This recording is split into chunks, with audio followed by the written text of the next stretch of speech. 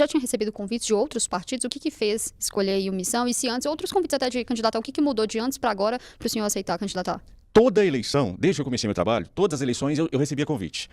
Tanto nas eleições municipais quanto nas eleições gerais. Eu sempre recusei, Letícia, porque tem que fazer sentido, né? O ingresso na vida política, ele não pode ser simplesmente porque você tem uma visibilidade na sociedade, então encarar aquilo como uma oportunidade de ter um cargo político. Não pode ser assim. Fala, meus queridos, aqui quem fala é o Alan do canal Inevitável Cortes. E no meu segundo mês postando cortes aqui no YouTube de figuras do Partido Missão e do MBL, eu faturei cerca de 25 mil reais ou um pouquinho mais de 4 mil dólares. E se você tem interesse em estar criando seu próprio canal de cortes, eu preparei um treinamento 100% focado, mostrando o passo a passo pra você estar conseguindo fazer seus cortes de figuras do Partido Missão e do MBL. Pra acessar o treinamento, é só clicar no primeiro link da descrição ou ler o QR Code que tá aparecendo aqui no meio da tela agora. E se você gostou desse vídeo, não se esqueça de deixar o like e se inscrever no canal. Te vejo no próximo vídeo. Quero já começar perguntando para o senhor quem que é o Ben Mendes fora das redes sociais. Sou pai de 3 filhos, casado, sou cristão presbiteriano, advogado e jornalista. No jornalismo eu estou nas redes sociais, mas fora disso sou um amante de cavalos, gosto de estar com o meu cavalo, com os meus filhos, levando uma vida simples como todo bom mineiro. E como que foi esse processo aí de se tornar uma voz tão conhecida, virar aí até referência em direito do consumidor? Se imaginava que esse trabalho ia levar o senhor até a política?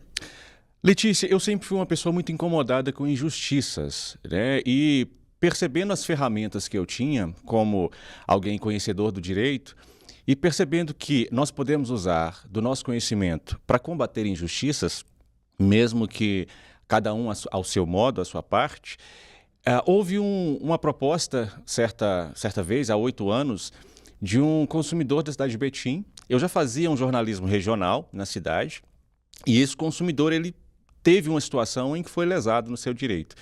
Me mandou uma mensagem pedindo ajuda. Até então eu não tinha feito nada parecido com a defesa do consumidor, mas tendo essa ferramenta, que era o conhecimento e a mídia, eu falei, vamos ajudá-lo. Nós ajudamos, conseguimos que o direito dele fosse respeitado. É o Fábio, eu me recordo até hoje o nome desse consumidor. E por causa disso, outros consumidores foram apresentando as demandas. E com isso o trabalho foi crescendo no estado de Minas Gerais. Nós chegamos a gravar também no Nordeste brasileiro. Então tivemos bastante tempo de gravações na Paraíba, na capital federal também, gravamos. E hoje a minha vida se concentra em conciliar, né, a minha vida pessoal com esse trabalho. Muitos consumidores de Minas Gerais, todas as regiões de Minas Gerais enviam mensagem, mas nós temos uma estrutura pequena, ainda não conseguimos atender a todas as cidades como gostaríamos, né? Então eu ter iniciado esse trabalho vem da minha personalidade mesmo, né? Não é possível você presenciar injustiças e não fazer nada se você tem instrumentos para combatê-las. E o que fez migrar para a política? Foi um convite, na verdade foi a conciliação de um tempo da minha vida e um convite, né? O Brasil está vivenciando um tempo muito complicado, nós estamos em um país quebrado, um país rumo ao colapso e eu tenho responsabilidade, né, com as gerações do futuro. Eu tenho 3 gerações lá em casa, né? 3 pessoas que vão criar as suas próprias famílias e vendo o contexto social e me coloquei realmente à disposição de participar mais ativamente desse cenário político. E veio o convite do Partido Missão.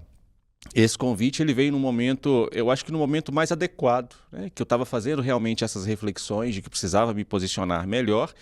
E eu comecei a me posicionar politicamente antes de qualquer filiação. E o partido veio, apresentou a proposta.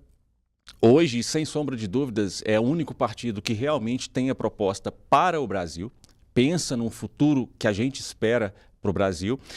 E eu decidi, então, que sim, eu encararia mais esse desafio, né? Estudaria bastante as propostas do partido, estudaria bastante acerca do que preciso para aceitar essa missão e tem dado certo, graças a Deus. Já tinha recebido convites de outros partidos? O que fez escolher aí o Missão? E se antes, outros convites até de candidatar, o que mudou de antes para agora para o senhor aceitar candidatar?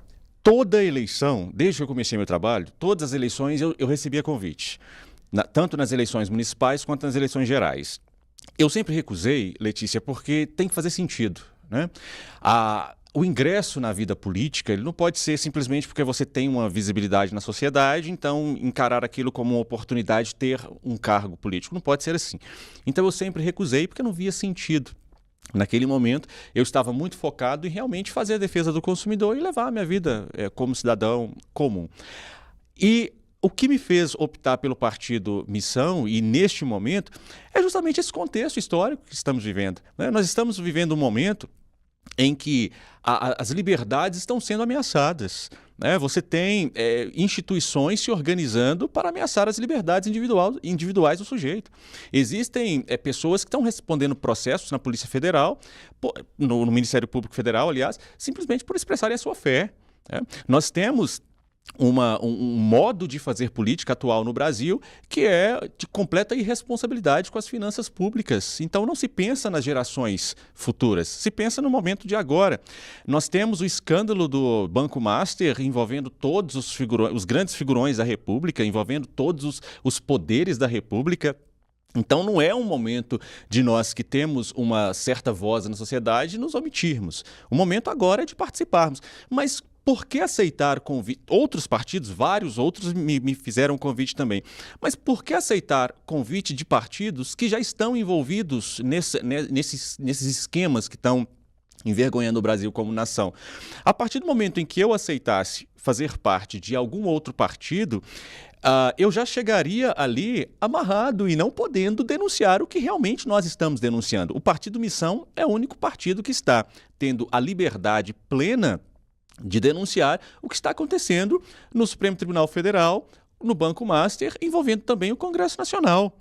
Nenhum outro partido, nenhuma outra figura política tem a liberdade de denunciar esses desmandos, esses esquemas e continuar levando a sua vida tranquilamente, né? Quando a gente faz isso, quando nós escolhemos fazer um combate contra a corrupção realmente como precisa ser feito, nós estamos nos colocando como alvos. E se podemos fazer isso e continuamos a fazer isso, é um atestado da nossa idoneidade. Então não poderia aceitar convite de outros partidos. E uma outra questão também que pesa muito é que os outros partidos têm sido quase que balcão de negócios, né? Não tem uma ideologia. Se você pegar vários partidos brasileiros hoje, eles são legenda, não são partidos políticos. Você fala, qual é o programa desse partido? Ninguém sabe. O que esse partido pensa para o Brasil? Ninguém sabe. Muitos deles estão, o famoso centrão, hoje está com um governo de esquerda, amanhã está com um governo de direita, então não tem ideologia. A Missão não, a Missão é um partido que eu tenho certeza que daqui a 10 anos os meus filhos vão ver o mesmo pensamento, o mesmo conteúdo programático, a mesma ideologia vai estar ali, porque nós somos, de fato, um partido político. O senhor se colocou como pré-candidato ao governo de Minas. Por que essa escolha de se colocar aí já no mais alto do Estado, um cargo mais alto do Estado, sem antes ter passado ali por outros cargos, como deputado na Assembleia, câmaras municipais? Certo. Essa pergunta é bastante interessante, porque eu sou continuamente questionado em relação a isso. Primeiro, que foi um convite do partido. E segundo, Letícia, no Brasil nós temos um fenômeno que ele é diferente do que acontece ao redor do mundo. O que acontece ao redor do mundo é que se vê perfis, né? E as pessoas não consideram os políticos ao redor do mundo, e obviamente países que são referência de democracia, não se veem como uma carreira, na qual você começa de um cargo e você vai ascendendo para outros cargos. Esse é o grande problema do Brasil. O Brasil, a política é vista como uma carreira. As pessoas, elas entram para a política e elas esquecem que elas vão cumprir uma missão, cumprir um propósito e depois elas vão retornar à vida delas. Então elas querem participar de todos os degraus dessa carreira e quando elas chegam a um cargo de maior relevância, elas já estão comprometidas. Por isso que o Brasil não tem reformas realmente estruturantes. Porque você começa participando ali da Câmara de Vereadores da cidade. E aí você começa a fazer relações que, quando você chega à prefeitura, é muito difícil você realmente conseguir uma reforma estruturante. Você começa numa Assembleia Legislativa, depois migra para Brasília, e quando você chega no cargo do Executivo, de governador do Estado, é muito difícil você fazer reformas estruturantes. Por quê? Mas a experiência não faz falta nesse caso ali, até de lidar com esse meio político? Mas qual experiência? Essa pergunta que tem que ser feita. Qual experiência? A experiência que o Brasil tem mostrado quando os políticos fazem esta via são as piores possíveis. São a experiência as experiências, aliás, de toma lá da cá, né? É aí que eles aprendem, né? Levando a política como carreira. Agora, nós precisamos de entender também o modelo constitucional que o Brasil adotou. O Brasil adotou um modelo que os atos do Poder Executivo são descritos em lei, né? Então nós temos despesas que são obrigatórias e despesas que são discricionárias. O governador de estado ou o membro do Executivo, seja o presidente da República ou o prefeito, ele tem um conjunto normativo que determina o que ele pode e o que ele não pode fazer, né? E nas despesas discricionárias, obviamente, existe uma maior liberdade desse representante do poder, desse chefe do executivo. Mas a lei, ela estabelece o que deve e o que não deve fazer.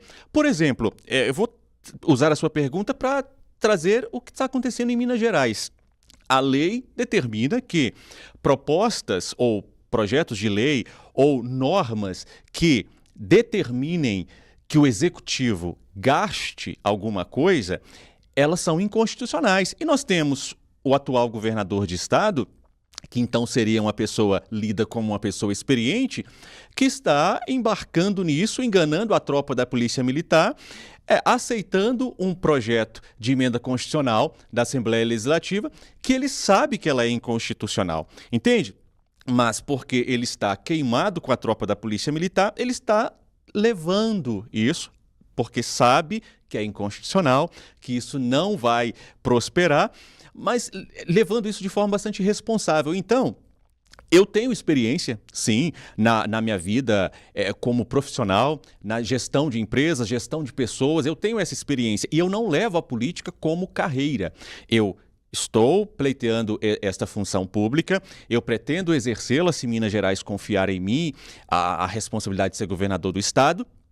E, ao término do mandato, se não fizer sentido continuar nessa vida política, eu vou voltar para a minha vida pública. Eu sou advogado, eu sou empresário, eu sou pai, né? Eu não pretendo fazer carreiras. Então, todas as vezes que me perguntam sobre isso, por que você não começa ali como deputado, depois você vai para senador?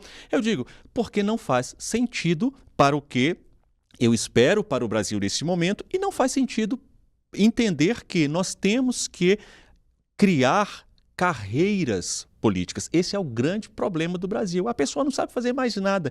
A maioria dos políticos que hoje estão aí na vida política, se ele perder o mandato, ele não sabe fazer mais nada. Então aí o que acontece? Ele concorre a um outro cargo, ou então ele, pelos acordos que ele construiu ao longo da sua trajetória, ele pega uma secretaria aqui, ele pega um outro cargo ali, porque não sabe fazer nada na iniciativa privada. Gostou do vídeo? Então não esqueça. Para ver mais vídeos como esse, se inscreva no canal Missão Nova Geração e acompanhe de perto a missão que pode mudar a política brasileira.